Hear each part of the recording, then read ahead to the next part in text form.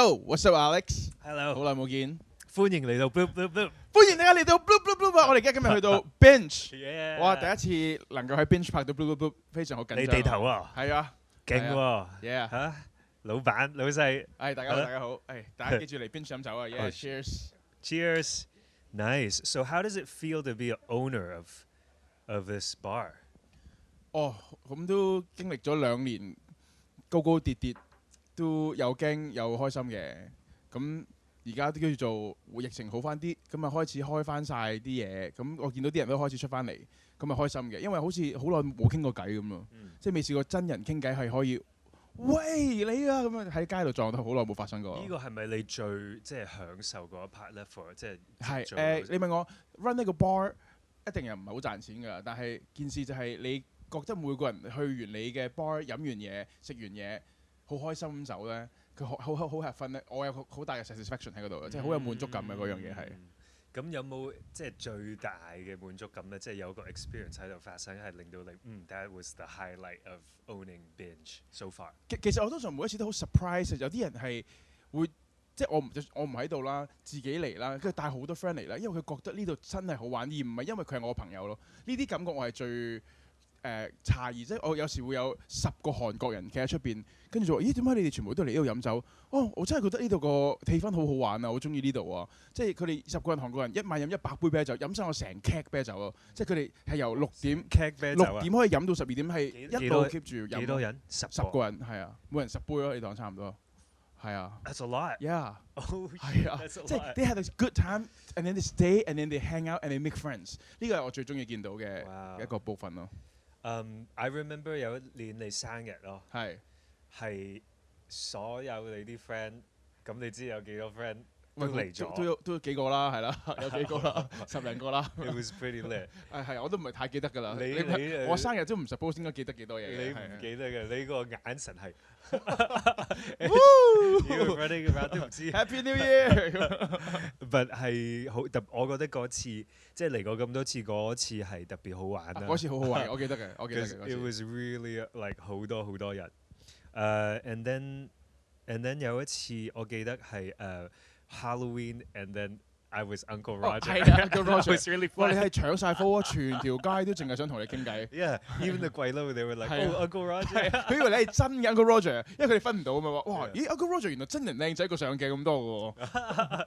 So what about the menu？啲 menu 嗰啲嘢你有冇即係你都即係有參與好多啦？有，我哋初頭可能係得4樣嘢嘅就係 menu，即係4個嘢食，跟住可能有6個 draft tab， 跟住差唔多。即係去到能夠 develop 到而家，我哋有 yakitori 啦，又有 taco Tuesday 啦，係啦 ，cargo yakitori。而家下次請卡哥嚟。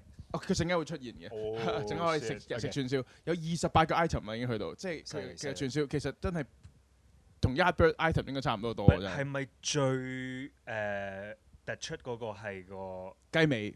唔係，你哋自己本身。我哋自己嘅炸 Oreo 就係由 Day One 開始去到呢一刻都仲係一個好受 top seller 嚟嘅，係咪㗎？尤其是呢件事係大人細路個個都中意食啊嘛。即係男仔女仔，有時我啲 friend 帶埋啲小朋友嚟咧，即係都係得3、4歲、4、5歲嗰啲咧，我就開個電視就播下啲 Peppa Pig 啊，俾個 Oreo， 俾條薯條佢食，哇幾開心啊！即係件事幾有型咯，一個5歲嘅僆仔，一個僆妹坐喺個 bar 度食住薯條睇 Peppa Pig 喎，即係呢啲 experience 真係唔係咁容易有啊，嚟 Binge 就做得到啦。But that was like your upbringing, right？ 係咪？咁我又未到5歲，你未咁細，我諗10大啲6歲先至第一次飲酒喎咁。That's another topic， 我哋第日再傾啦。But 即係 OK，so lately 你覺唔覺得香港係有一個新嘅 trend about 點樣講咧 ？More like artisanal，like artisan brands 係啦 ，artisan brands，like home chef，artisan brands， 即係自己手作 crafty 啲嘅一啲 items 啊嘛，好多，尤其是有幾樣嘢係特別出眾嘅蛋糕啦，醬料啦，係啦，曲奇餅啦，而家係多到基本上你諗得到個曲奇餅嘅名啊，都已經有人開晒 brand 㗎啦，已經係啊。But I think 即係我最中意嗰樣嘢咧，就係即係如果10年前香港咧，好多呢啲 small 小食啦，都係一個大集團即係開嘅 ，right？But 係尤其是近呢2-3年咧，好似越嚟越多呢啲 like 點樣講 ？They're like small brands. They're or how do you call them? They're like 小店咯，小店佢小到仲要係未有實體鋪，都仲係一個網上平台咁樣咯。Yeah, what are the startup? Are these called like startup brands? Startup 就好 general 嘅 ，startup 就唔一定係嘢食，咁 startup 係所有你從 from scratch 開始做可以 scalable 到嘅一啲公司就叫 startup 咯，差唔多係。But I think it's really healthy because 香港不嬲出名都係一個好 corporate 一個好商業嘅環境啦。咁你能夠可以即係一個人一個 team or 一個 small brand 可以打入呢個市場，我覺得幾好喎。其實我好中意呢個現象係因為終於可以俾每個人去發展佢自己嘅 concept。因為我聽過韓國以前有好多嘢食，好多 street food， 點解佢哋做得咁好？因為佢哋係好 support 你做小店嘅，即係你係譬如淨係出嚟賣雞扒，我淨係租一個3尺嘅位，佢都會支持你做。香港就好難，因為租金又貴，你美食車 food truck 喺 LA 可能係你10萬蚊、幾萬蚊你都做到嘅 food truck， 你香港入門都要80萬。開個 food truck 啫喎，我個 food truck，我開80萬，我唔好直情租個鋪，唔好話開鋪啦，係咯，好似開鋪頭算啦，我仲要租 food truck。即係香港就係個門檻好高，咁所以當呢個咁嘅現象出現就好多小店嘅時候，我覺得呢件事係好值得珍惜嘅，因為大家百花齊放，就變咗你就可以每個人都有一啲自己嘅概念去推出市場，又唔使總之一定係呢個集團出咩，呢個集團出咩，我先可以食嗰樣嘢咯。係咯。So anyway, I think this is a good point to bring out our guests， 即係因為佢個 product 又好食啦，咁轉頭我哋就會傾。你最中意啦，即係甜品嘅文化啦。But also 我覺得好值得去訪問咧，就呢位嘉賓就 also 我覺得佢嗰個 business strategy and sense 咧都好值得去了解，因為我覺得即係 for example 佢嗰個 case 係做得特別成功啦。佢其實係奇葩啦，佢嗰種師傅，佢嗰種 success， 佢嗰種成功係我諗全香港個個都望住佢點樣成為到佢。Well, okay, let's bring him out. Will. Welcome, Will. From Cookie Department. Oh. I'm sure everybody knows Cookie Department. I'm sure everybody knows Cookie Department. And I'm sure every hot girl in Hong Kong knows Cookie Department. So that is respect. a nice perk. That is a nice perk.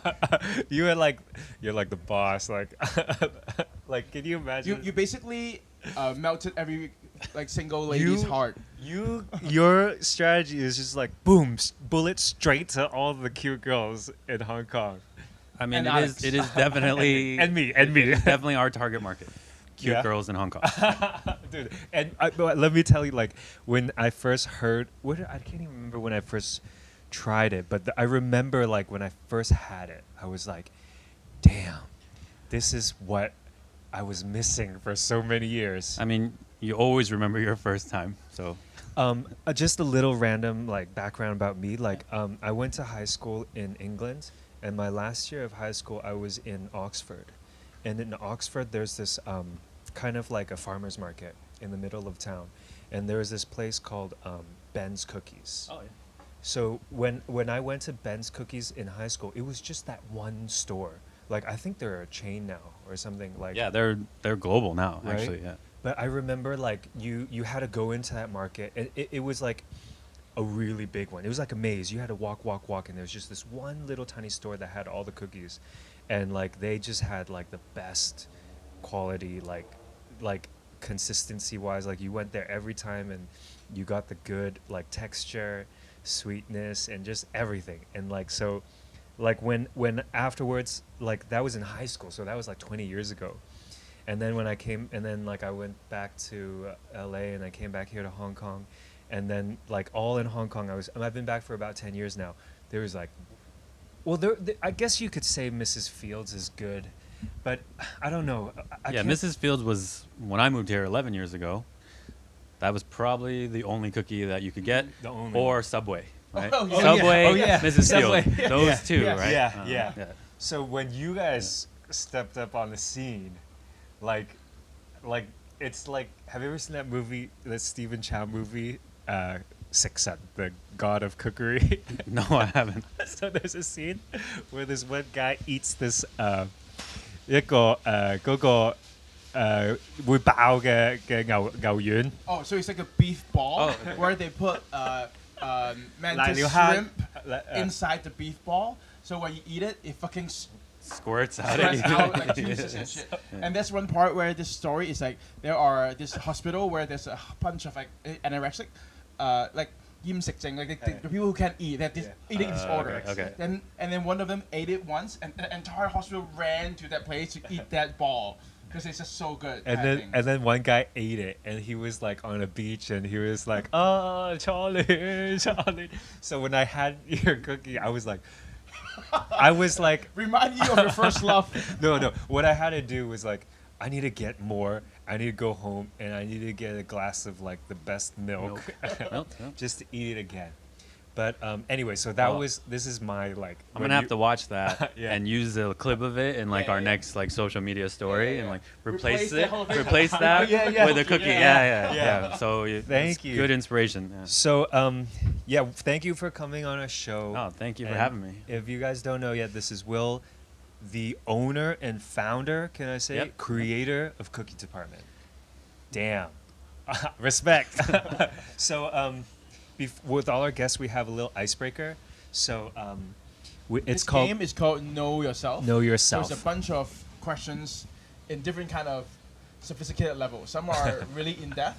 Some are more on the humor side. So we'll see what you get. Okay. So please pick I'm a one. little scared, but let's give it a shot. All right. Let's go with this one here. What did you most enjoy doing as a child? Do you get those feelings now? Oh, sounds like a I good like one. this one. Alright. I like Sounds this like a one. good one. Yeah, to be honest, like my sort of passion has always been like eating. Everyone always says like, "Oh, how come you're not 300 pounds?" Like I eat so much food, and I grew up in a hospitality environment. Like my parents own restaurants, and I never ever in my wildest dreams wanted to go in to hospitality or F&B because I saw how hard my parents worked. But I love to eat, and owning restaurants growing up was amazing. You could eat whatever you want, whenever you wanted, whether it was at my family's restaurants. They bring food home, like always out and about. So sort of like as a kid, that feeling of like eating our own food never really resonated with me, right? It was just normal for us. So then now, when I open Cookie Department, even when we're working on some new projects now, we can talk about that a little later, like making my own food and then actually sharing it with other people, I get that same feeling, but now it's almost like retrospectively, like wow, that's what my family has done like their whole life, is like supply like really good food for other people. I took it for granted. I think growing up, like it's really hard to do. I'm sure and like it's not. It's like you're making something that you love and you hope someone else loves it too, and like it's never guaranteed. So with Cookie Department, when I started, I never even associated with like, oh yeah, my family owns F&B. I was just like, oh, I'm just gonna start this side cookie business because I love baking and eating cookies. But now, as it's an actual business and we share it with lots and lots of people, it makes me reminiscent of like how hard my family worked when I was a kid. So how did, I'm just a little bit curious, you were a little bit hesitant to go down that road, but what were you doing before like you were doing Cookie Department then? How did you come down it's this an way? interesting path. So when I graduated college in the States, I was actually an engineer. What? Yeah, I was an engineer. So I was guessing something on fashion. Yeah. Business or something. Well, so Okay. yeah, technically I was a mechanical engineer and business management major. I thought I grew up in a small town originally in New Hampshire, so I was like the one out of 5 Asian kids in my community. I was good at math and science, like super stereotypical, but that was the reality. And so I was like, yeah, I'm going to be an engineer because that's what I think I'm going to be good at, and I'm going to make my Asian parents proud, because I wasn't going to be a doctor or lawyer. Yeah. But and then I realized in university or in college like that wasn't the right path for me. So tacked on that management major to the engineering, and then somewhere around my second to last year, I realized that I actually wanted to work in fashion. I'd always enjoyed fashion growing up, but wasn't really ever engulfed in it, living in like a really small town in the middle of nowhere, New Hampshire. Like my town growing up had 20 something thousand people in my entire town. Yeah, that's like one building in Hong Kong, right? So it's tiny. It has like one main street. You ride by like on your bike. Probably half the town. Yeah, exactly. Yeah. Or they know you, Yeah, and like exactly. my parents being a small business owner, they knew What them kind at of cuisine least. do they serve? So originally we started out like Chinese food, Okay. naturally, but like American Chinese food. Okay. Right, So so like pork Yes. fried rice, General Tso's General chicken, Tso, I yeah, missed yeah, that yeah. shit. sesame chicken. Oh my god, that's the first thing I eat when I go back to the States. Is the American Chinese food. That's what Yeah. I miss and crave. Sweet and sour Yeah. pork. And then we slowly started dabbling in like Japanese steakhouses, like hibachi and sushi restaurants and stuff, but always like Asian cuisine. So small business owner in a small town, went to a relatively small high school, the only high school in my town. It was. What was the question? How did you your journey slowly from engineering business Oh, right, into, right. So, into fashion? And yeah, then yeah. So I was never that engulfed in fashion living in that small town. Like everything revolves around your little town.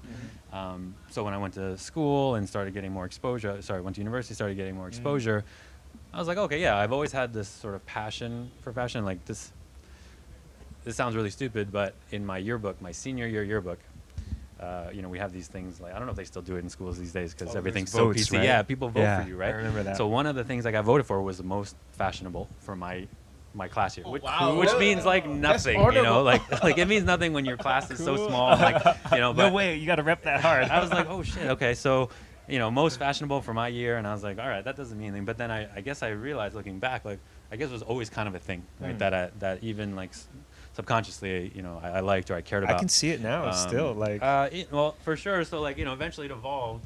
And I was like, look, after college, I was applying for internships during college, I was applying for internships, and I got an internship with Ralph Lauren. So like Polo Ralph Lauren.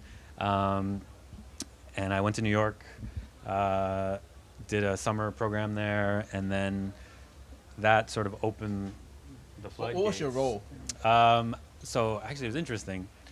It was a pretty tough road. I don't know how much detail like you want to get into, but like I didn't get any of my internships I applied for. oh, okay. I applied for engineering ones. I applied for fashion ones. Like literally, I applied for anything because that's kind of what you do back in the States. Like, between junior and senior year, is you would go get an internship of the summer in New York City because I went to school outside of New York. Spend the summer there and then like set yourself up for your job, right? That's like the stereotypical. That's why you go to college, right? Yeah. So I was trying to do that, but like, dude, I was a terrible engineer. So like none of the engineering firms that I applied for wanted me. They're like, yeah, like why would we take you? Like, and then none of the fashion companies wanted me because like, oh, you're an engineer.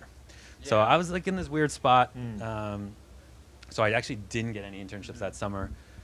Fortunately, my mom was willing to fund my summer in New York just to try to do something, because if otherwise I'm going to go home to New Hampshire, again, my small town, work some summer job, and it's not going to help me in the long run or in my career.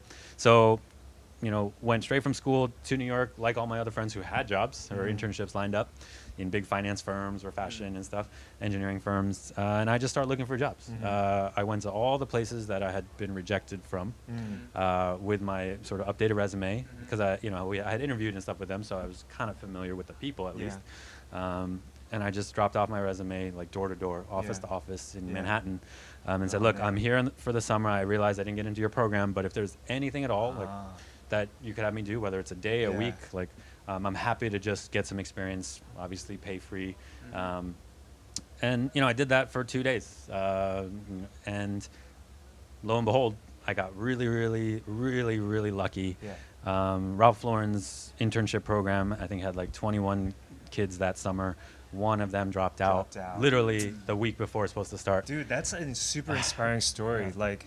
Like I think sometimes we take that for granted because I also remember like growing up in the States, like the scale and perspective of things, like if you took that story and you applied it to Hong Kong, it wouldn't be that hard. Like, oh, I'm just gonna go to Central, I'm gonna go from this building and then walk next door just to follow up or on even jobs. just to the same building. At Yeah, the same level. building, Yeah. 100 I went offices. from the 100 to 10. Yeah. This took me 2 days already. Yeah. But like when if you want to do that in the States, it's like a whole different scale. Like it's a big commitment, time wise, energy wise. Like I can imagine just doing like 5 stops in one day already is like Like you get rejected 5 times. That's like like I don't think I want to try this anymore. I was definitely sort of like grasping, at straws and just saying I got to try to do something to at least give myself a little bit, of hope or advantage. So how did that internship work out? So it was funny, so after day 2 of literally pounding the pavement in Manhattan with my backpack on, it's summer, so it's hot. I'm sweating, going to these offices, like probably looking like some some like disheveled student. I was like 17 at the time, so and it's not like now, like, and it's definitely not like Hong Kong where things are easy. There wasn't like WhatsApp. There, obviously we had email and stuff, but a lot more things were done in person, right? Like, because this is also 20 years ago, right? So I got a call, like, unknown number on my cell phone. Picked it up. It was HR from Ralph Lauren. They said, "Hey, we saw that you came in yesterday and that you're interested. We might have something for you." They didn't explain anything, over the phone, and I got pretty excited. I was like, "Great!" So I went in the next day. Because I went directly from school, without going home.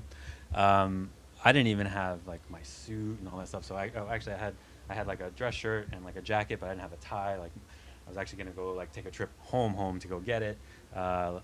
So I actually walked from where I was staying to the office, the Ralph Lauren office, and found a shop that sold ties on my walk there on Madison Avenue, literally.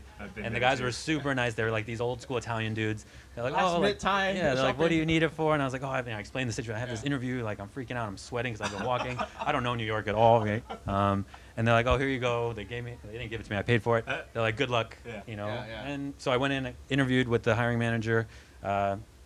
Thank God he liked me. And literally 3 days later, I started the internship. And I remember the first day walking in, and these 20 other kids who all got in, I don't want to say like legitimately, but were selected first. And I saw my folder back then, like still had like these folders and stuff, and I had the Ralph Lauren logo and my name on it. And the edge was peeling up, and I looked underneath it, and it was someone else's name. So they stuck my name over that kid's like, "Oh, that's legit. I'm like a fill-in, but it's cool because I'm gonna work my ass off and make the most of this because." Unlike the other 20 kids, I'm starting from behind. Right? So, Cool. Thank you. We'll be right back. Cool. So you were there for how long at Ralph Lauren? So that internship, I think, was like a 10-week program, and then went back for my senior year of college. And then, during... What college did you go to? So I went to Bucknell University. So it was actually a liberal arts, but known for engineering college. Also super small, like 4,000 undergrad, something like that. Oh, wow. Tiny, very specialized in the middle of nowhere, Pennsylvania. Yeah. So I had like a totally sort of movie-esque college experience. I was in a fraternity. Like there were sororities on campus. We played sports. That's it was like we didn't leave campus. It wasn't like big city schools where you're always out and about. Like I stayed on campus. I lived in the frat house. Like it was fun. We'll talk about that. Not on camera. Episode 2. Frat house days. That's a members only conversation. So then senior year, because of that Ralph Lauren internship, again, like all these sort of doors open for me with other fashion companies, and I knew at that point I wanted to go into fashion. I stopped applying for anything engineering. But it still didn't come easy. I ended up interviewing a bunch of different fashion companies. In the end, went with Ralph. They had, I imagine, chosen me not just because of that year's interviews, but because I had worked really hard that summer before. Went into the executive training program there, which basically is a program they select fresh graduates to rotate through different departments around the company. So, Ralph Lauren being a fashion company, but also being sort of an extremely large business, right, globally, they don't just do fashion, right? They've got a lot of operations, they've got retail. So I actually went in originally my first rotation as business development. So there's like 13 of us in this program, and each of us gets selected for a different, and then we're supposed to rotate. But because of my engineering background, this sort of business development seemed like a good fit for the beginning. And then they just never rotated me out. So it was you found your role. It was supposed to be a 1-year thing and like 2 months, like so you rotate a bunch. My boss at the time was like, "No, this is we need you here." That's a good thing though, right? Yeah, I mean, I felt really good because while my other peers in the program were still rotating. Yeah. They're like, oh, what happened? I was like, I don't know. Like, you're young, right? You don't really know anything. So I was like, I don't know. They just told me to stay. So you don't know at that point it's a good thing so much, right? Like, until you look back on it when you're older. But yeah, it was a great thing for my career. It meant like obviously my manager trusted me and like really wanted me to stay on and continue. So that team at the time had me traveling all over the world. So I'm like 22 years old.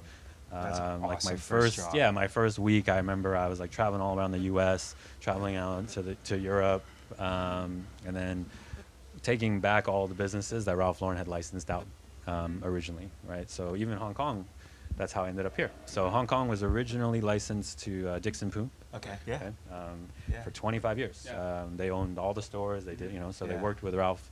And then when the license was up in 2009, at the end of 2009, I was on a project leading up to that to basically bring everything back in-house. Right? Okay. So I worked on that project. Oh, so all the stores in All Hong the Kong. stores, the take it back- offices, they take it back took in-house. everything Okay. back in-house, right? And that's what I had been doing for the last 4 years at Ralph for other parts of the business, like whether it be different brands within Ralph or different countries, so like Europe, Japan, Canada. So that was kind of what I did, traveled around, worked with the people that had the licenses or the companies, learned their process to bring it back in-house. So when Asia came up, or when Hong Kong came up, it was natural. Like got put sort of on my project list, and I worked on the project from New York. And then to wrap up, they're like, you have to go over 4 months, meet the team, hire some of the team from the Dixon side in-house, like into Ralph, train everybody, and then come back home. And I was like, oh, no problem. Never been to Hong Kong before. Sounds like a cool place. Like we had a lot of colleagues that were already over here doing other stuff, setting up. They loved it. So I was like, yeah, that's cool. I'll go over for 5 months. And I'll be back soon. So That was how long ago? that was 2009. So Okay, that was Christmas over 10 years, 2009. yeah. I landed here, I think, on the 17th or 18th of December 2009. I was going to spend my first Christmas in Hong Kong, like without my family and stuff. And then I was supposed to leave in April. So project went well. Sometime around March, they're like, hey, look, I know you're supposed to go home next month, but the team that you just built, would you like to just stay on and manage them? And I think I was 26 at the time. I was like, 5 months of Hong Kong was amazing. You're back then too. Things were a little different. Expat package, expat housing. Additional expenses like covered. Everything benefit, Yeah, everything covered. everything you can imagine my back God. then, right? The economy was amazing. Like Hong Kong was booming, right? I was like, okay, yeah. I thought that was life, when So there wasn't a struggle to decide to come here. it wasn't, because it was one of those transitions. Like I was here for 4 or 5 months knowing I was going to leave, right? So then you're just making the most of that. It's almost like you're on work vacation, right? And because you're going to go home. But had it worked out differently, where they said, do you want to move to Hong Kong straight out the bat for 2 years or however, I would have probably said no, because I was young. All my friends and family are back in the States. It's a big move. Yeah, life is good in New York. Big life change to move out here with no friends. So I know myself, I would have definitely said no. But because the transition was go over there for 4 or 5 months, I got acclimated. I made friends. You know how Hong Kong is. It's so easy to meet people. It's It's such a transient culture. Like everyone's like, oh, you're new. Like come on out with us. So Yeah.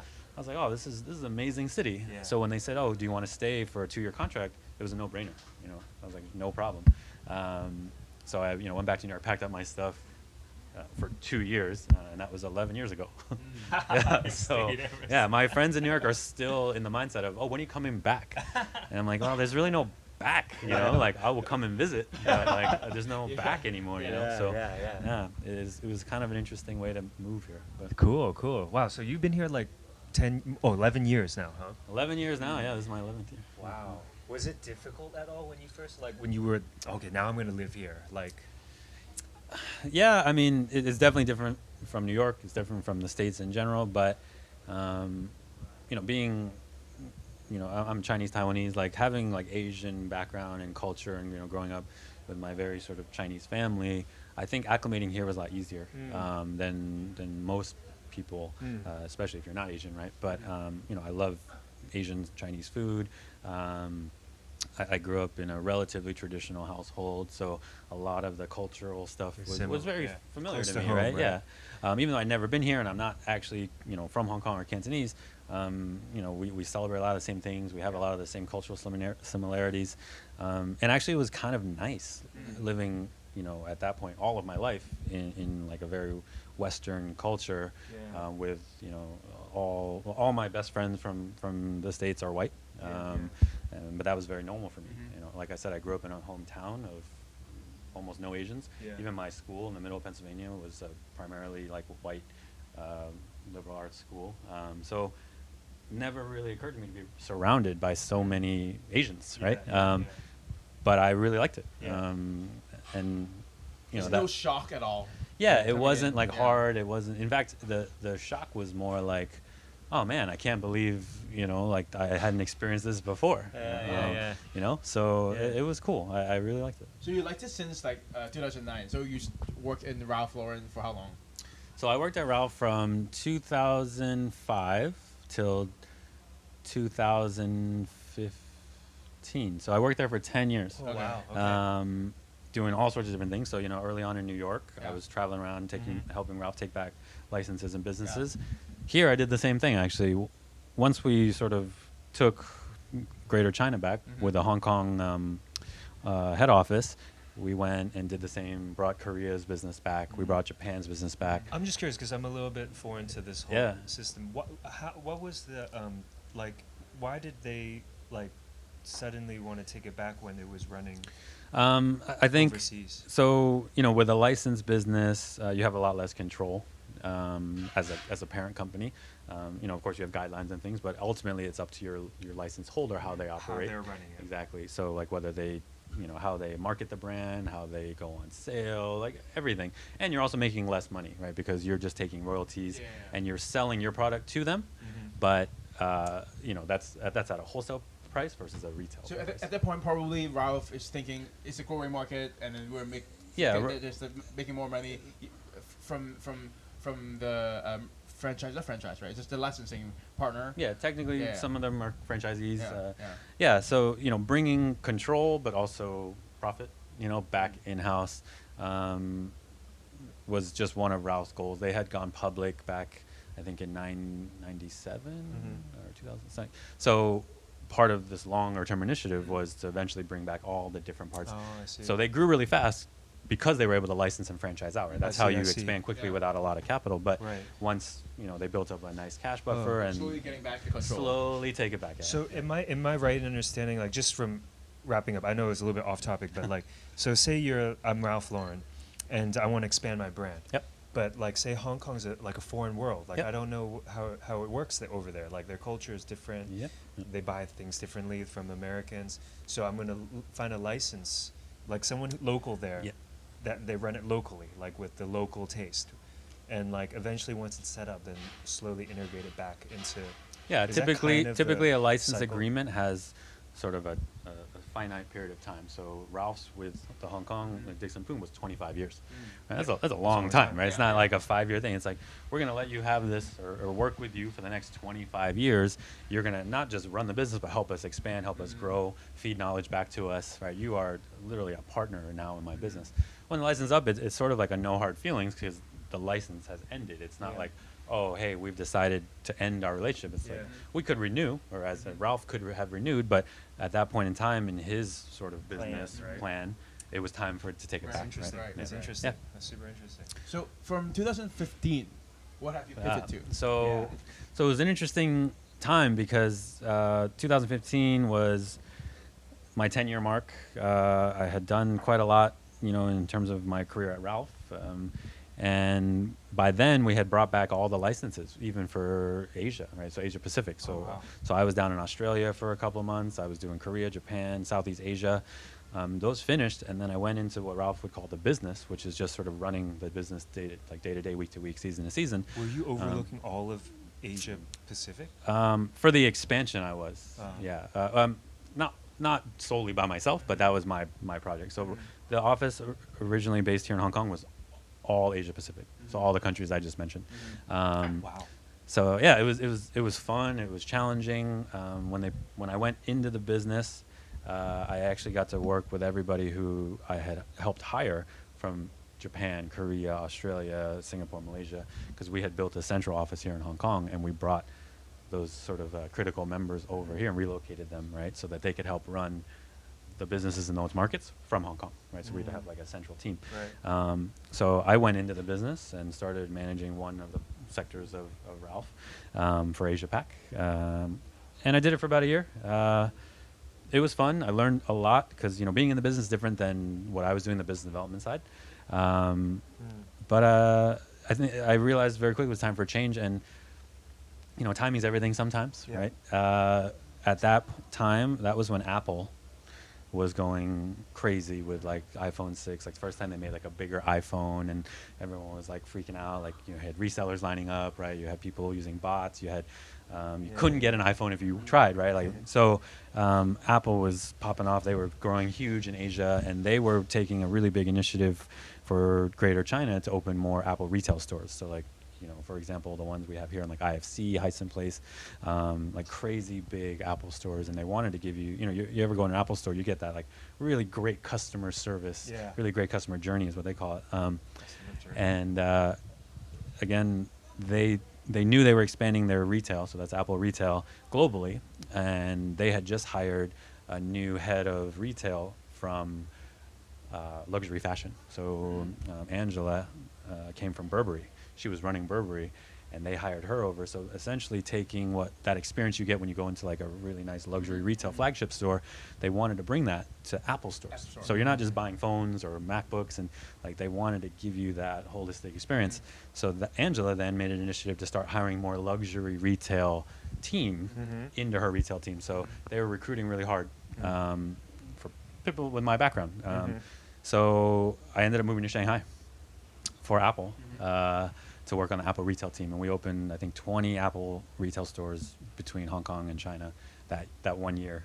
Within that 1 year, Wow, in 1 year. I think it was like 2015 or 16, and that was fun. Again, dynamic environment, like back to kind of what I was doing before, traveling every week, meeting new staff, bringing, you know, on new concepts, going to Cupertino in San Francisco to meet like, with the headquarters teams.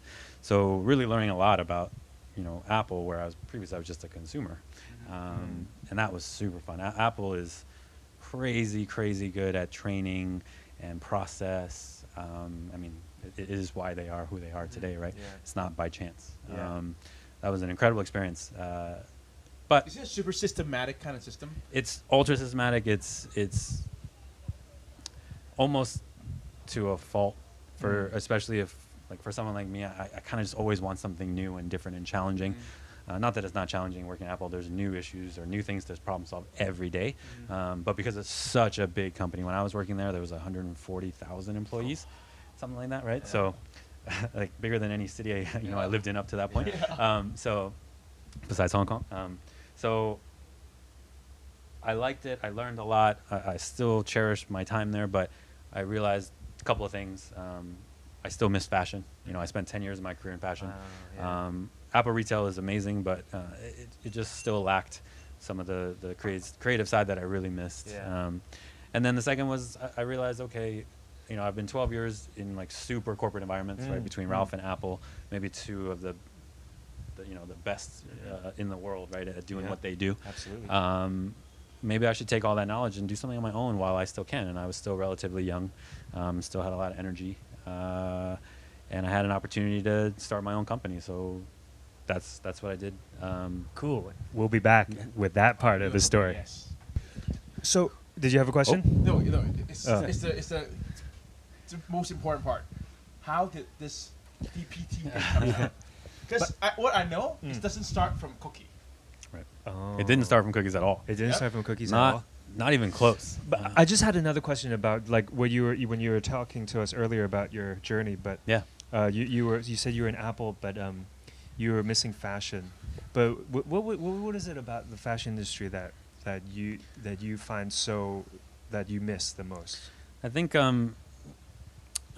Apple was amazing, and I would do it again in a heartbeat. You know, it was an awesome experience, but Apple products don't change that much. You know, especially to like the outside world, right? Like you get a new phone once a year. Even that phone doesn't change that much. You get a new MacBook every couple of years. Doesn't change that much, right? And it just serves a purpose. But in fashion, things move quickly, right? Every season is different. something's different. Now, you could argue like even fashion stuff although it changes, it's still the same, right? Or there's cycles, Cycles, right? yeah. But at least it changes, and it's dynamic. There's just a lot of different elements to fashion, and that's what I grew up with, and that's what, again, my passion was. I'm sure someone would say the exact same thing about Apple. Like, oh, they see the changes and they're excited about them, especially if you're on like the engineering side or the development side. But for what I was doing, like I was on the product side, like, we're constantly working with products, to me, that just don't change that much. And the experience was amazing, but in terms of like my love for products, it sort of was relatively repetitive, right? But fashion, like you're always trying to find the next new thing, or create the next new thing, or market the same thing differently, right? To me, that's just much more exciting. You might enjoy the entertainment industry then.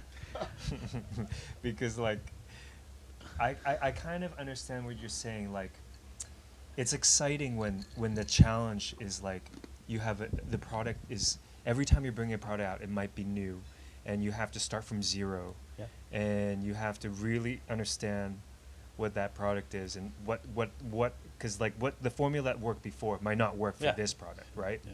So you have to be on your toes, kind of. Is that what you enjoyed Yeah, the most? exactly. It's sort of like there's no guarantee, Yeah. right? That what you launch this season is going to be successful just because it was successful last season. Very different dynamic in a company like Apple, where their products speak for themselves. I mean, it's very obvious, right? They're still around. They're still doing what they do, and like with, I don't want to say little effort, but they spend a lot of their time and energy on a lot of different things versus really targeting like this product. That's So interesting. yeah, it's different, very different. But again, I would do it all over again if I could. But I think my passion just lies somewhere else. So when I decided, like, I think it was actually like a switch, right? It was like, I love this company, Apple, but for my career, I want to do something a little bit different. Because there's an interesting path at Apple, and anyone, I guess, who works there that would probably chime in. It's like there's kind of one goal. You work, you get Apple stock, right? You make a decent living. It's a healthy living, right? Because it's a very well balanced work environment. You make a lot of great friends, and you're working for one of the best companies in the world, if not maybe the best company in the world, right? To some people. So, but that's sort of the path. There's not a lot of deviation, right? Whereas I knew starting my own thing, I didn't know where I'd be 6 months, 1 year, 5 years, 10 years from now. That was a lot more exciting to me than like the road I saw for Apple. And that ultimately is when I decided, okay, I should start looking at doing something else. And then instead of going back into corporate, I had an opportunity to start my own company with a couple of really good friends. That you met from Actually, I met outside here of in Hong work, or- Kong. I play a lot of basketball. That's actually how I met the majority of my friends when I moved here. Because I was an expat working for MNC. Most people I knew were within the company or that I met out, but my really good friends in Hong Kong came from playing basketball. Playing on the weekends, like we'd go out and then have to wake up early next morning and go play ball, and that sort of was my routine. So I made some really, really good friends, and we'd always kept in touch, and some of them were quite ambitious.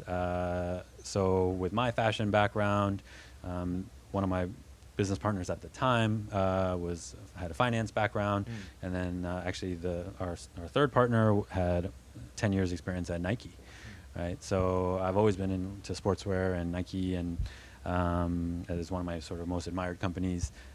So we had this very sort of well-rounded team between the three of us, finance, fashion, and then marketing, essentially, from Nike. So we started our own fashion company. I think at the time, we were calling it a retail agency, where we were going to help bring Western/international brands into Asia, because we were all educated internationally.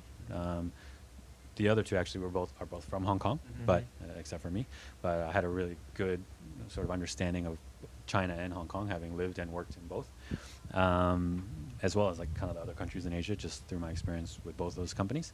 So yeah, we started a retail agency. We were funded by one of the largest footwear manufacturers in the world. they make the majority of Nike, Under Armour, Adidas sneakers. wow. Yeah, so big company. They're based out of Taiwan. They funded us. They were our sole investor. And the business model there was we would meet these up and coming fashion brands. So not your luxury brands like the Louis Vuittons or the Chanel's and stuff, but More new ones, right? more new, or at least just sort of more underground, like Okay. just kind of waiting to make it big and not. Not hitting the Asian Yeah, market yet. yeah, and they haven't gotten to Asia yet, or even if they have, like not in a big way. We were going to build relationships with them, and then eventually connect them to this footwear manufacturer, because one of the biggest barriers to creating footwear is minimums. Okay, that's why a lot of brands, even the most popular ones who are small, can't afford to make their own footwear. They would again license that footwear out to a footwear factory that's already making a shoe. They make some changes, change the labels. They call it like change the tooling, in terms of footwear terms. What kind of MOQ are you thinking about? So, Like, is it so like- for example, Yeah, yeah. like if you wanted a reasonable price as a brand to make a shoe, most factories would ask you for 50,000 pairs to 100,000 pairs. Wow, that's a lot. Yeah. So like Minimum order. minimum order, right? Like that's crazy. Even if they were $10 a pair, right? That's a crazy investment. And that's not even including like all the design elements and all that stuff. So, that's a pretty tough thing for a medium to small size fashion brand to do, especially when footwear is not their main thing. Like it's apparel. But what we were able to do is say, okay, if we can build these relationships with these brands, we can use this giant manufacturer, and they'll carve out some time, knowing that there's, future benefit to working with these brands to do like 5,000 pairs, even 10,000 pairs. That's kind of unheard of, especially at a reasonable cost to these smaller companies. So the way we were going to do that was to actually open our own multi-brand lifestyle shop. So not that different from like Dover Street Market, Lane Crawford, even like Juice, Kith. Like, so not a model that's new, but we were just using that model for a different purpose, right? Like we were selling lifestyle brands, but Oh, I'm sorry. Just to interject, Yeah. but is that what that's the model of all those brand stores? That's what they're trying to play to. so not really. So those stores do it to turn a profit, right? Or make money, right?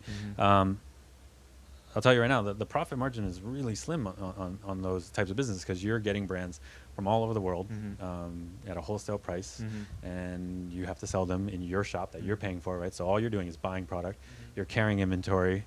You're paying rent. in Yeah, you're Hong paying Kong. rent in Hong Kong or wherever, and you're paying for the staff, you're paying for the marketing. So it's a tough business. So unless you're one of the like really, really successful, popular ones that can sell things at full price, you're not like it's not an easy sort of business to go into. But knowing that that was going to be a challenge, the trade-off or the payoff was going to be building that relationship, then ultimately working with those brands that we're selling in our stores to help them, but also then like our investor gets additional business from the footwear scene, right?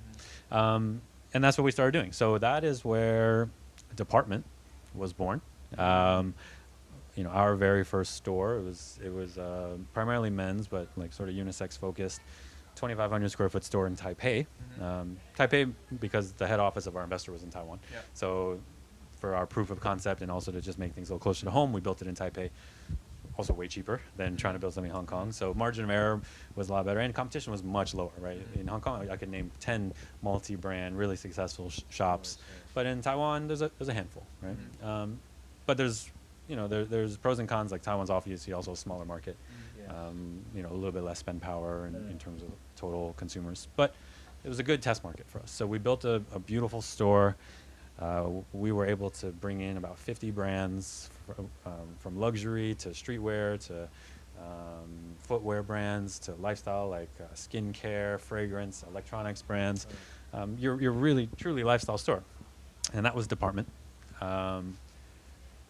Where the cookies came in is part of our lifestyle environment. We created a cafe, and the cafe we coined Coffee Department, right? Because we serve coffee at the cafe. And we That's had the first time I visited. It's coffee department. in Taipei. I went there because I want to get the cookie. So I went to this coffee department. It's in this like It's like a PMQ in Taiwan. Just like that, yeah. What is it called? It's called Huashan Creative Park. Huashan Creative Yeah. Area. Yeah. So there's a lot Yeah, I of think small I shops remember and really interesting The area new, to hang it's a out. new area. It's newish area. newish. It was an old, I think, rice wine distillery or factory. So they took all those old buildings, kind of like what they did with PMQ. They sort of refurbished them, and essentially everything in there is like a pop-up or like a short to medium term business. Really cool, like a lot of open space, greenery, because it's Taiwan. It's not quite like Hong Kong where it's so vertical, but yeah, you have like park space and all these really unique buildings. So that's where we started, and we had this beautiful courtyard behind our shop. Like we had our own lawn, like a little canopy, and a little very modest cafe where we just served coffee and cookies. The cookies came about because we knew we had really good coffee because we had partnered with the Taiwan Coffee Association to help us with our roasts and our blends. And so we go, okay, coffee's going to be good. What do we put on the menu, right? And because I was sort of in charge of the retail side of the business, because that's between us three partners, like that was my expertise, I wanted to just really get it right and have it be, you know, I know this word gets thrown around a lot, but just be genuine, right? Not just hire some bakery next door to like send us a bunch of cakes and stuff that are just mediocre so people can take pictures of it. We struggled. We searched for months and tasted all these different bakeries, and you know, I have I guess a relatively Western palate, and a lot of these are very Asian, right? Because Taiwan food culture is very like Japanese mixed with Chinese, right? So you get that like very curated, put together, bakery desserts. You know, like they're pretty, but they're not that tasty, right? At the end, like you take a nice picture, you eat it once, and you know you may not even finish it because you got your photo.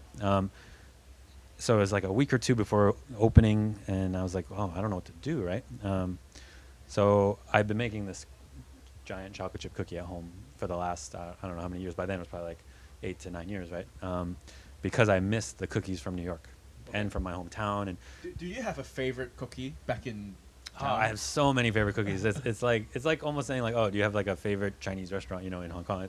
Like every cookie in New York is different than the next cookie, right? Okay. Like everyone's tasu here is different from someone else's tasu, right? Everyone's curry is different. So depending on my mood, or like, I have 3 or 4 different sort of Go-tos. cookie shops, right, in the city, and all different concepts in New York. Like I don't think people realize here in Hong Kong, like cookie culture in the States or in New York is huge. You've got late night cookies. You can order cookie delivery till 4 a.m. in New York. That is an entirely separate business model. They just do cookies and just do cookie deliveries, and they don't even open, like originally they didn't even open during the day. So late night cookies, you have giant cookies, you have like thin cookies, right? You have filled cookies.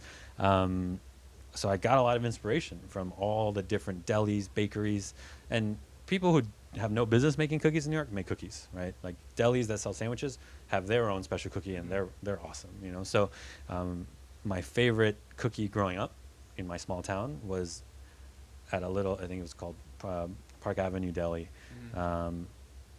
They serve sandwiches. They're like a convenience store almost, but they had sandwiches in the back, and they had these bomb little tiny brownie-filled chocolate chip cookies, and that's where I got the inspiration for my brownie-filled chocolate chip cookie at Cookie Department. That wasn't originally on the menu, but when we had to start being more creative in our flavors, because we had sort of that typical signature line, that was the first cookie I knew I wanted to make to replicate the idea from when I was growing up. Right. Cool. Yeah. Thank you. We'll be right back. All right.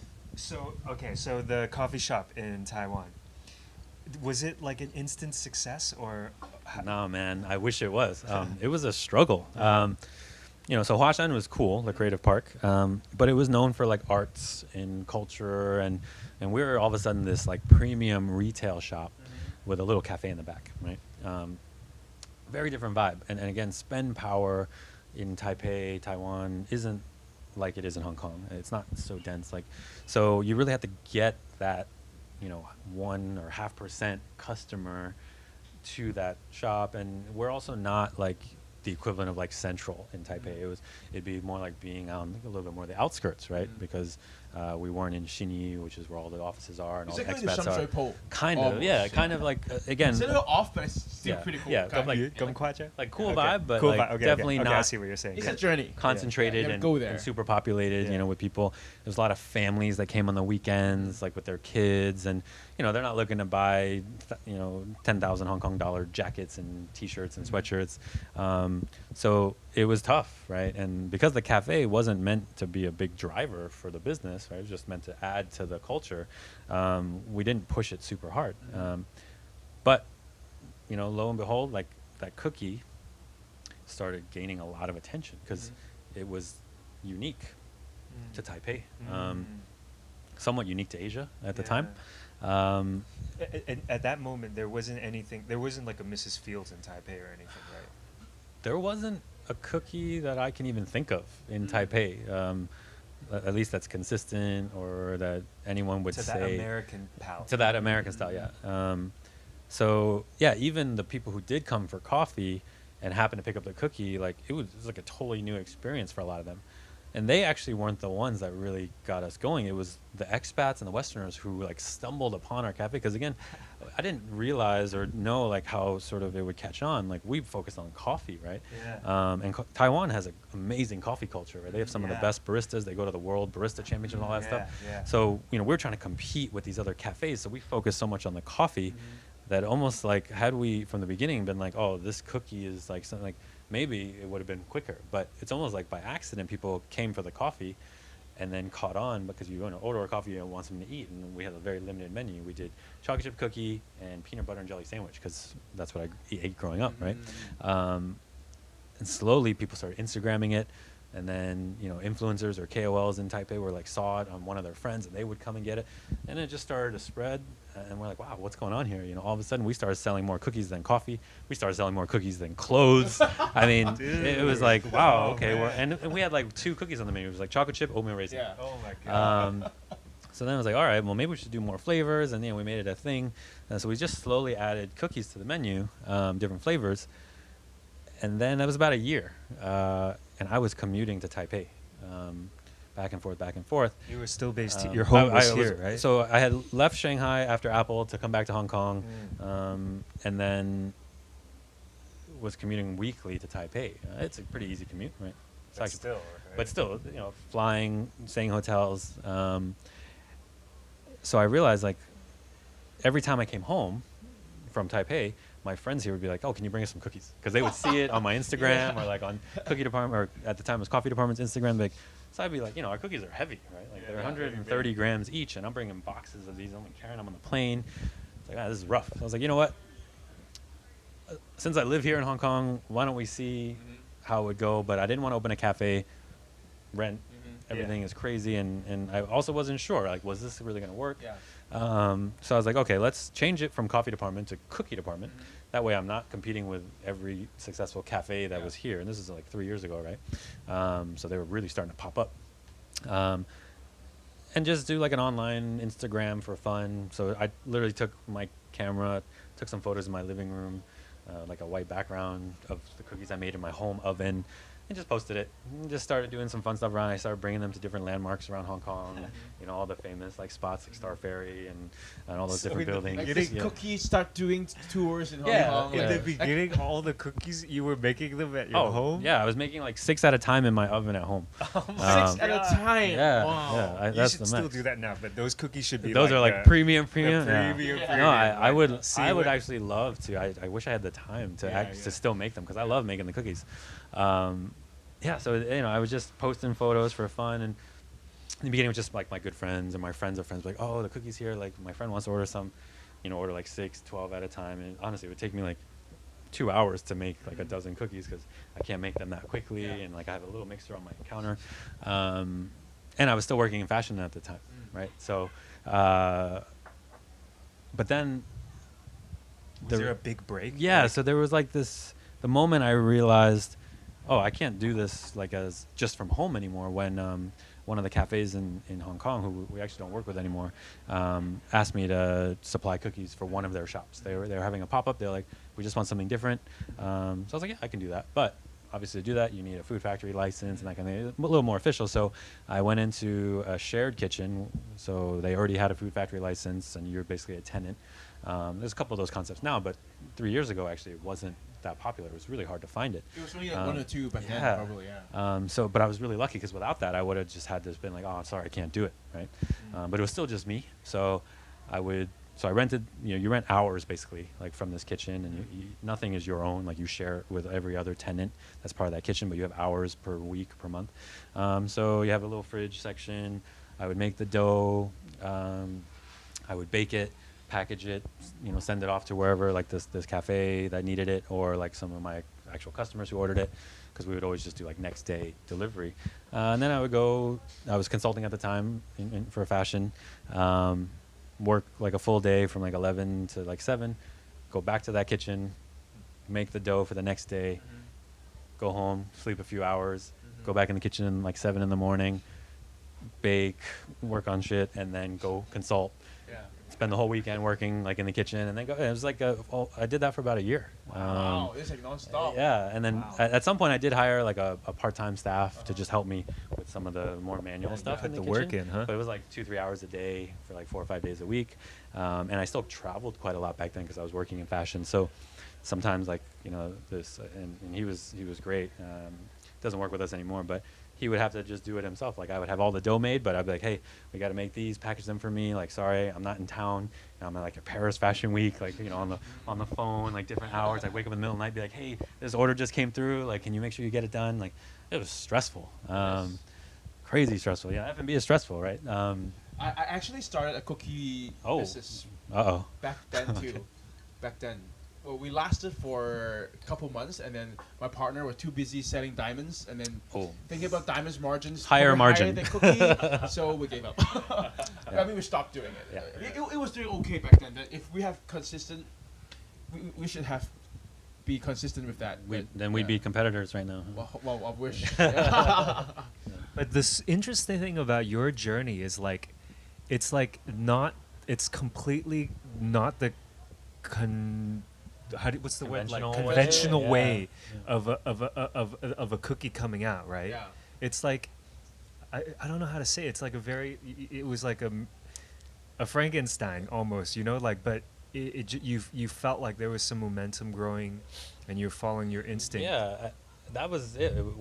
It wasn't even in the beginning. It was more like I was just following the demand, I guess. Like my friends wanted it.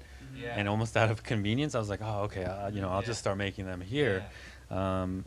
I kind of was hopeful or knew that there was something special about them. Because again, I didn't invent this cookie from.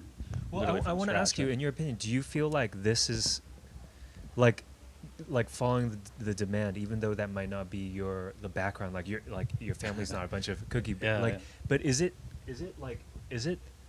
getting more and more common? Is it a trend, do you think, that's happening? Yeah, I mean, I would say again, or maybe my question is, do you feel like products that arise through this method are more successful than ways that, like, maybe, okay, we're a company, I want to bring a product out, and you start from scratch, like let's this seems more natural almost, like it happened naturally.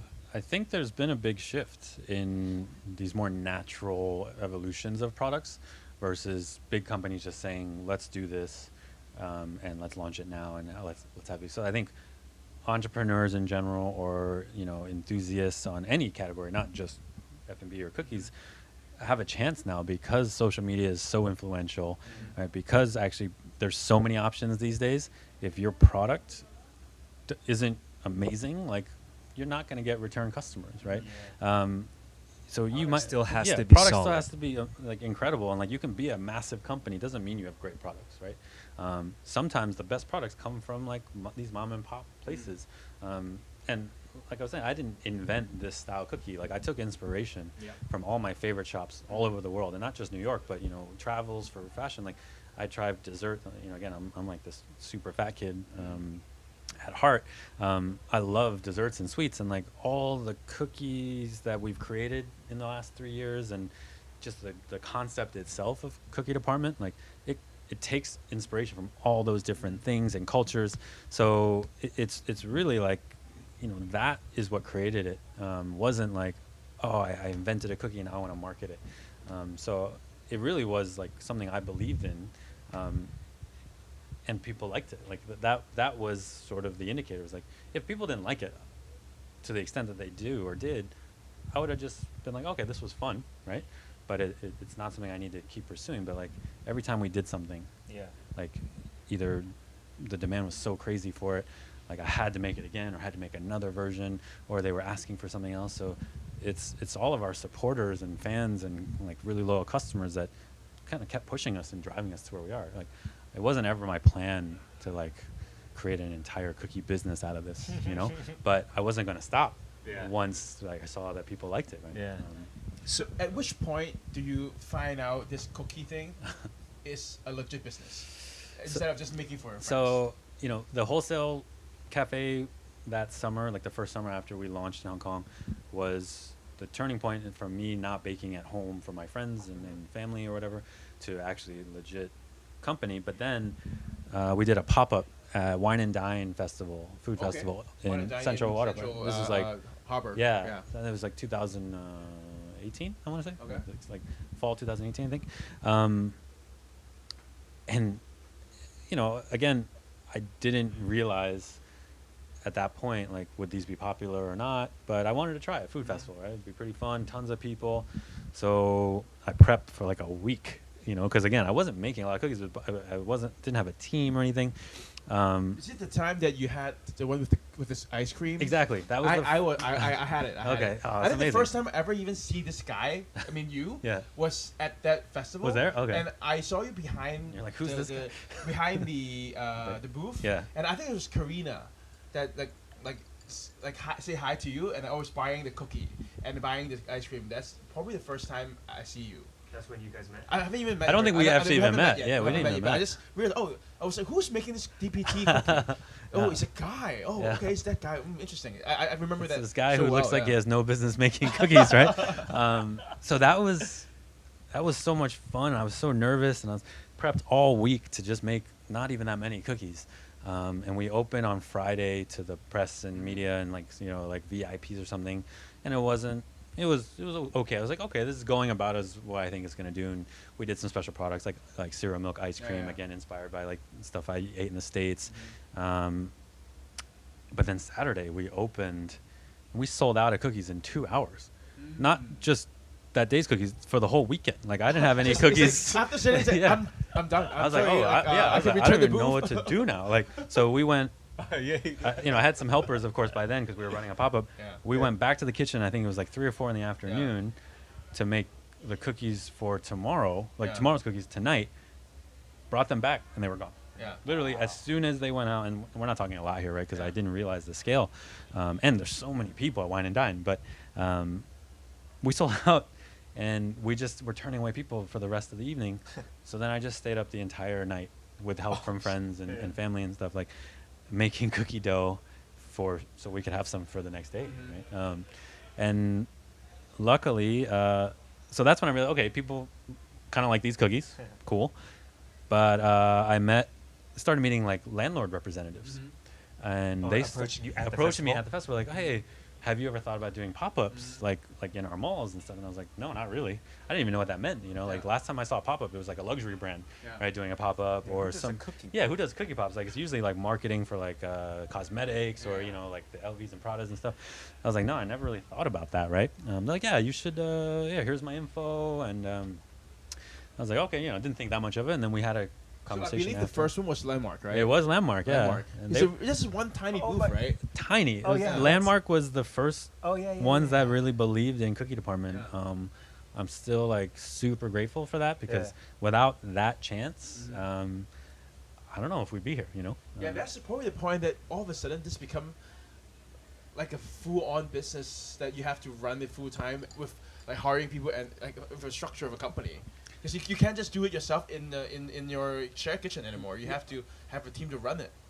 That was exactly our second turning point, right? So it was like Wine and Dine. We're like, this is a real business, potentially. Landmark, came in and asked us to do a pop-up for 2 months. I'd never built a pop-up before. I'd never manned a pop-up before. I never ran my own business in Hong Kong before. I always worked for a company, right? Yeah. So all these new challenges, and then I was like, okay, look, learn from Wine and Dine. Let's make a ton of cookies. Like, even if we don't sell them all, no big deal. Like, it's just, we'll toss them out, no big, like, open on the first day Landmark, we sold out in an hour. I was like, An hour. yeah. I was So you like, still, Okay. still not good at estimating. We'll be value. right. We'll be right back. Right You sold out in an 1 hour. it blew my mind. I was like, What kind of scale of how many cookies did you prepare? I mean, we don't at this point we don't really talk about our numbers right now because there's a lot of competition out there. But basically, we made like 4 or 5 times what I made for Wine and Dine, which was a pop-up weekend event. But per day, like I calculated, like how much do you think we can make here, right?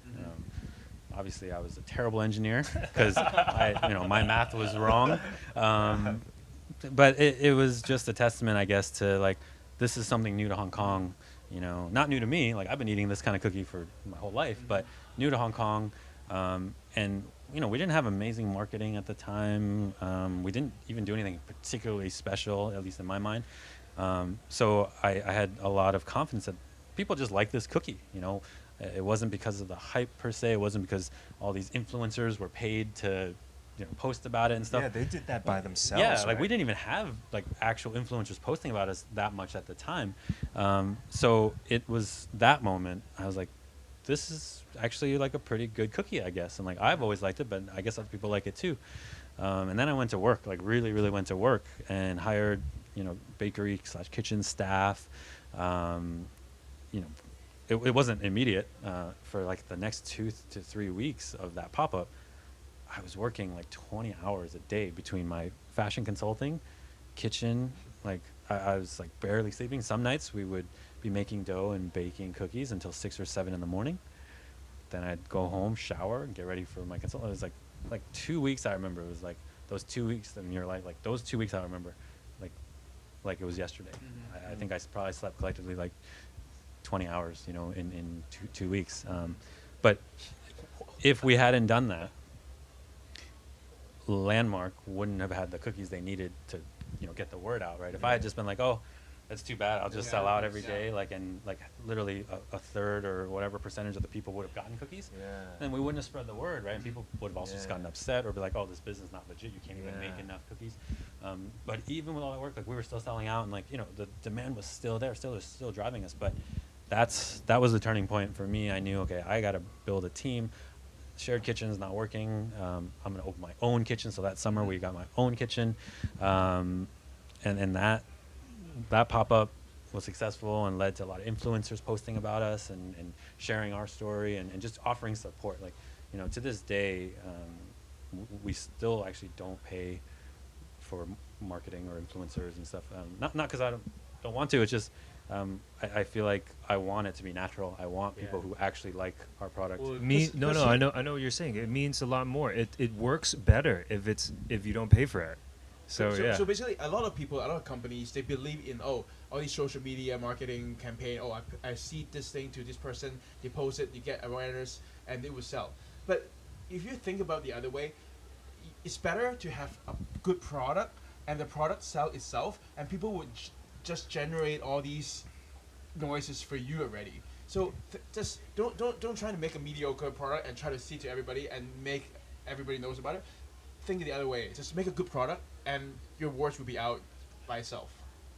Yeah, and that model or that strategy worked for us. We were fortunate. It's not going to work for everybody, and a lot of the companies that have either come after us, not necessarily even in cookies, but just in general, like it's not. There's nothing wrong with it, right?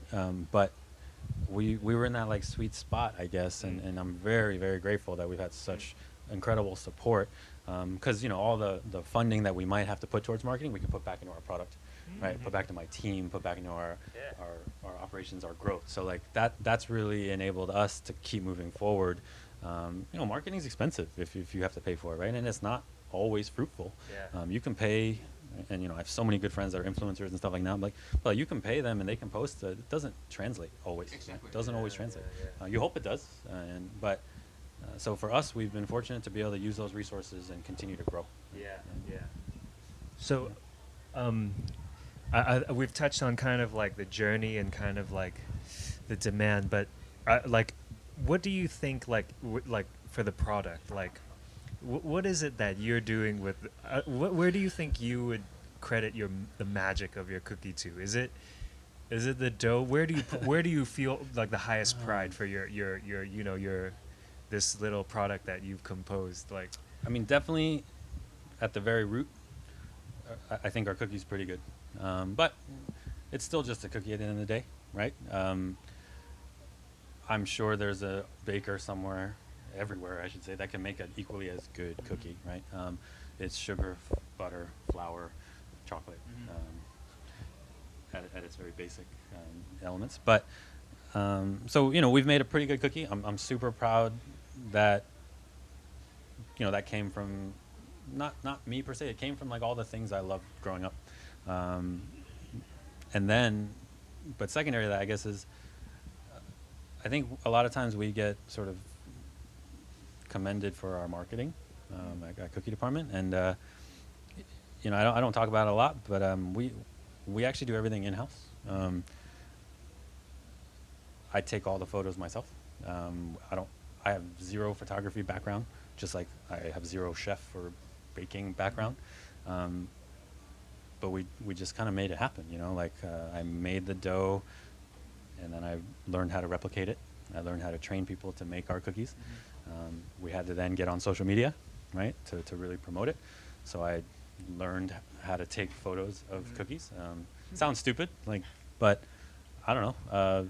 Our photos, people seem to like them, and the different sort of little campaigns or activations and stuff we do, they're fun, but they all come from us, my small team, or me, and I'm really sort of secretly proud of that, because a lot of times people are like, oh, who do you use, what agency, and I'm not like, oh, that's just me, and it's like, but yeah, I'm like, oh no, we don't use anybody, we do it ourselves.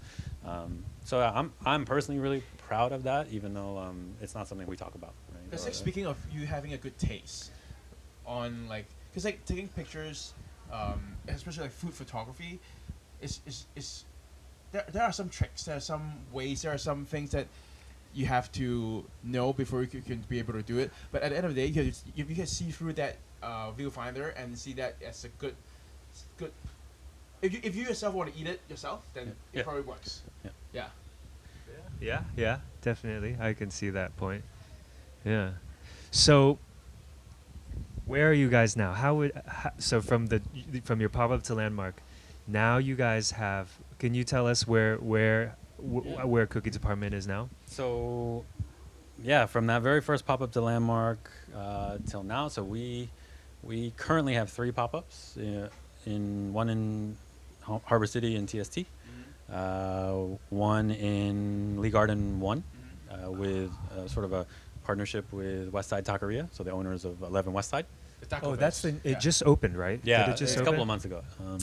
I want to check it out. Yeah, check it out for sure. It's the same tacos from 11 Westside that you get in the sit-down dining experience, but to go. Okay. Right? So, and then we have Base Hall. So Base Hall, that's right.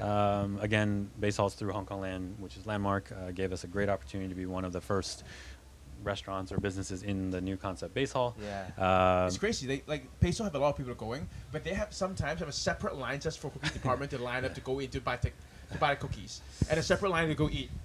That's crazy.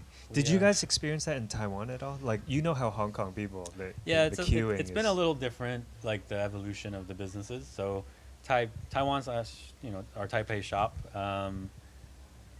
we do get quite a lot of traffic, but it's in a very sort of hipster cafe kind of area. So there's a lot of choices.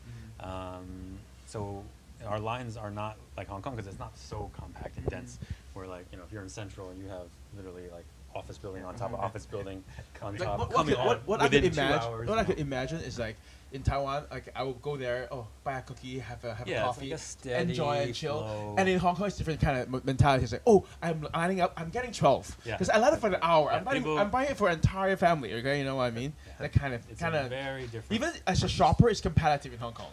Yeah, it's Yeah. crazy. It is very Hong Kong of Hong Kong. Yeah, it's crazy. So it's very different. So we have those 3 pop-ups right now. We're continuing to expand or look for new locations because pop-ups are sort of finite period of time. But sort of the biggest thing that I've been working on it's been a couple months now is actually a permanent bakery. So we haven't ever really mentioned that to anybody except for like close friends and family. But I think it's time for Cookie Department to have a real home. This May will be 3 years in Hong Kong, about 4 years in total existence if you count Taiwan's first shop. And yeah, I think we've established ourselves as one of the premier cookie brands in Hong Kong. And I want people now to be able to enjoy it in our environment, not a mall's environment or not Base Hall's environment. As great as they are, that's not our identity, and I really want that Like a to more come full through. experience. Yeah. And coming from the Ralph Laurens and the Apples like that, I've been itching to do that because I want to take that experience of how to open those kind of stores and apply it to how to open Cookie Department. So we've got a really cool, and I'm probably giving away too much to my competitors, but like we've got a really cool experiential location coming up. Wow. Where you're going to get a lot more than just cookies. Cool. In terms of product offering, but also just in terms of your overall experience. So that's where Cookie Department is going, or hopefully will be soon. Nothing's confirmed yet, but we're getting there. We're getting there. Looking forward. Looking forward. Yeah. All right. Thank you, and we'll be back. Okay. So we're back on our final segment. I think I'm really happy to have you today. It's really inspiring. But I also know that you guys recently have another really inspiring campaign. You were saying before that you guys do a lot of like activations and things that you're doing. So could you share a little bit about what you guys are doing now? So, Cookie Department has seen some relatively good success since we've started, and I always credit it back to our supporters, our fans, our customers. So we try to give back to Hong Kong as often as we can, as much as we can. So we've donated to local charities. We worked with local charities. But in this, we did a campaign recently that was actually for a little girl that's part of our Cookie Department family. It actually was my niece. She'd just been diagnosed with bone cancer. How is she? She's 10 years old. Okay. Otherwise extremely healthy and just sort of happy-go-lucky. Was playing soccer and just living like a regular 10-year-old girl. And then she was diagnosed because her family noticed like she was kind of limping on her knee, favoring her knee a little bit. Got it checked out. Turned out it's bone cancer in her knee. I think the technical term is like osteosarcoma. I'm not super familiar, with the topic in general, but I've been learning more about it. So one of the things I wanted to do was just to create awareness. We have a relatively good platform with Cookie Department, and yes, we're a cookie brand, but it doesn't mean that I can't also use it to try to help. Of course, I wanted to help my niece, but I hopefully through helping my niece, other people just became more aware that even super healthy little girls, you and anyone else in your family, whatever the age, like you just want to be aware and look out for them and any little signs of anything. Because if they didn't happen to notice like that knee issue, we would hate to think like how long it would have gone before they diagnosed her, right? Yeah. So I've been actually speaking in addition sort of to you guys today, like with some other people, like either cancer survivors or sort of current cancer fighters, just trying to help create more awareness with our platform and also potentially share cookies with current patients going through chemotherapy and things like that, because everyone's sort of battling something, right? And a cookie, as sort of simple as it may sound, could brighten their day, or brighten the day of their family who's going through hard times too. So we did a campaign last week where 100% of our sales from that specific cookie, which was a new format we did, it was a fudge brownie cookie, like super soft, like an actual brownie, not like our current cookie texture, like crispy. And so we designed it just for my niece Elena, because she loves chocolate. And every time I would bring cookies over to like family gatherings and stuff, This one was her favorite. she would always eat anything with chocolate. So we created a brand new cookie just for her, and I posted it on Cookie Department's, Instagram and Facebook, that all the proceeds will go to Elena's family to help with her medical bills, because Wow. insurance doesn't cover everything for this type of treatment, and it's a 2-year-long Oh my treatment at the very least. It's a long road especially for a little girl and her family, but she's amazing. She's incredibly strong. So I wanted to show some support, and again, I'm fortunate that Cookie Department allows me to do that, and that our fans and followers embraced it. So we posted it. We were able to raise over 40,000 Hong Kong in 1 week. Wow. Most of it was cookie sales. Some people were actually just really generous and donated for the cause, which was amazing. So that money is going to the family, and we're still, and that was last week, we're still getting sort of requests internationally from people who saw it through someone's post or shared our story, asking if they can just purchase cookies. They don't even want the cookies; they just want to buy them so that proceeds or the sales can go towards. So I think we're on to something in terms of awareness and really helping not just my niece, but I think we can expand that reach.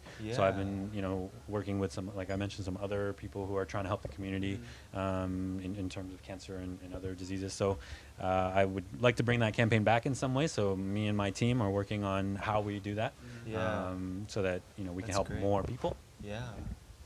Because that'd be a great, the charity, like a Cookie Department charity, right? And like that'd be just. Yeah, and that's and again, I didn't set out. Also, the cookie does bring that little joy sometimes during the day. If you have a bad day, or if you had a cookie, you had that sweetness, that chewiness, that things.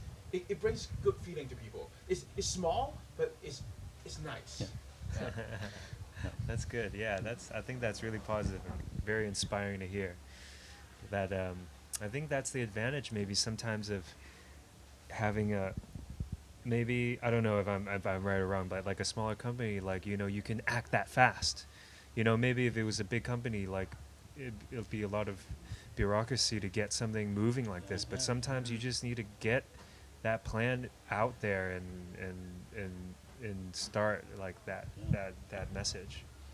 That's cool. Thank you for sharing that story. Yeah. So is there anything else that you wanted to share Any with us future about projects your coming on? projects? Yeah, I mean, with Cookie Department sort of having its trajectory and path, like I know where I want it to go. We're actually also planning to expand Cookie Department internationally. Wow. Unfortunately, COVID is slowing that down for us, so we're in a holding pattern. But I've got some really great friends and potential business partners in cities all around the world that have either had Cookie Department because they've been through Hong Kong, or I've brought them cookies. They want to share in this journey in their cities. So as soon as we're able to travel again, I would love to be able to do that. So that's definitely one thing. Like what I could imagine is like when you go to London, you buy Ben's cookie, come back. If we're gonna go to New York, you get Momo for cookie, come back. Imagine people are coming to Hong Kong. I'm gonna bring Cookie Department back to the States, That's cool. or back to anywhere else. Do you have like a destination? Like, where's your dream destination to set up shop for Cookie Department? I mean, my dream would be New York, because that's where bring this it all back- entire bring it all back home. cookie came from. But I know that's very far down the road, because New York, again, has so many amazing cookies that I honestly don't even consider myself at the time, like right now, especially like being able to compete with some of those guys. But I want to share Cookie Department to other cities that don't have the luxury of having those awesome cookie shops or bakeries from New York. So we're looking at actually London, Bangkok, Singapore, Tokyo, Seoul, just to name a few, I guess.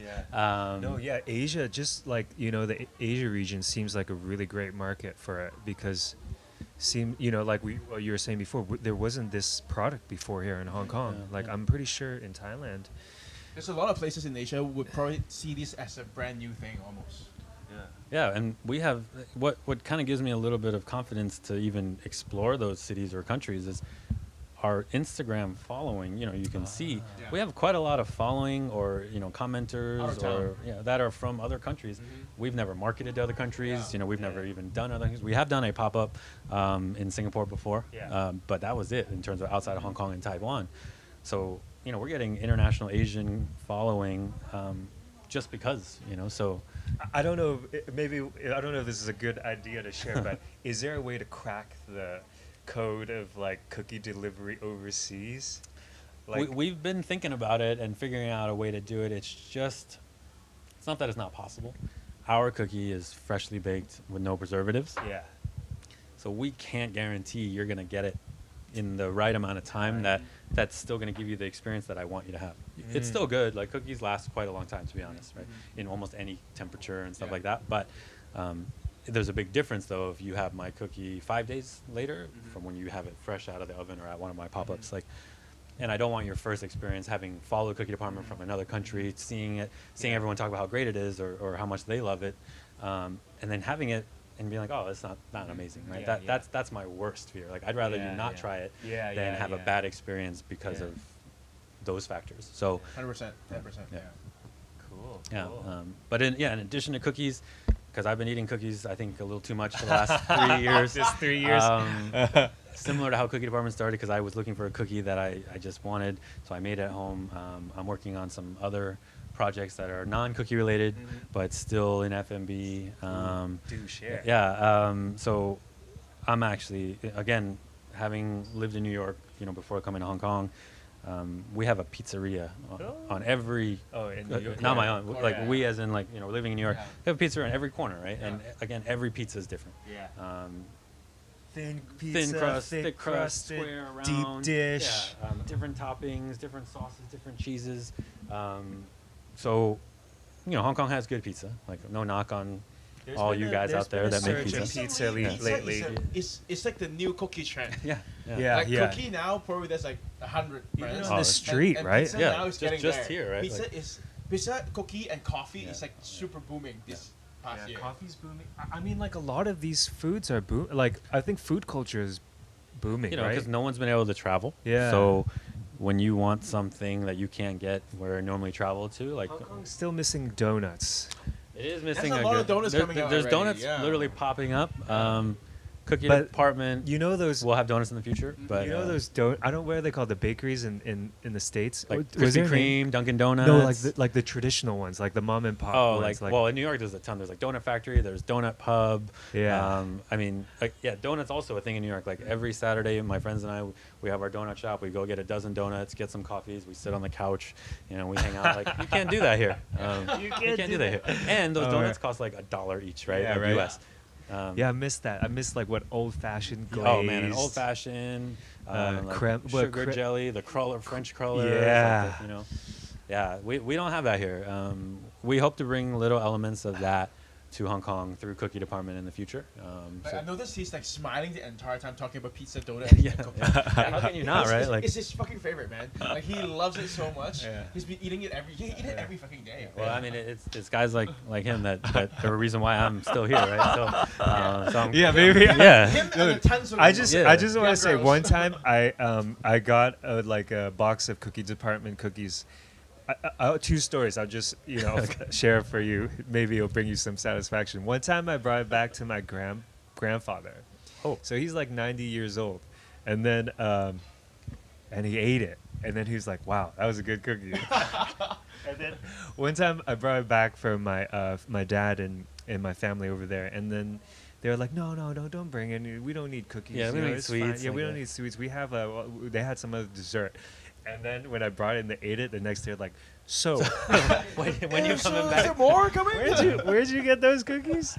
So like, I think that's another cool barrier that Cookie Department crossed, because I mean, it's easy for like like me to like appreciate Cookie Department, or like the other people we were saying, like all the cute girls in Yeah. Hong Kong. Yeah. But like when your grandfather and like your older, like parents like it, that says something else. Like that's like Yeah, those are like some of my favorite stories to hear from. Is that somebody either who's not used to cookies, or just someone who's like, oh, I don't eat cookies, I hate cookies, and they have one of ours, and it sort of either changes their mind or opens like a sort of new perspective. Like, that's what I love, right? Because selling a good cookie to someone who loves cookies, like, okay, but And another thing I want to praise you, like, you set your size, right? Because I mean, like, if you ask me, like, I wouldn't always go and eat one whole cookie it's big. department. It's big. Yeah. But it's nice because you can share.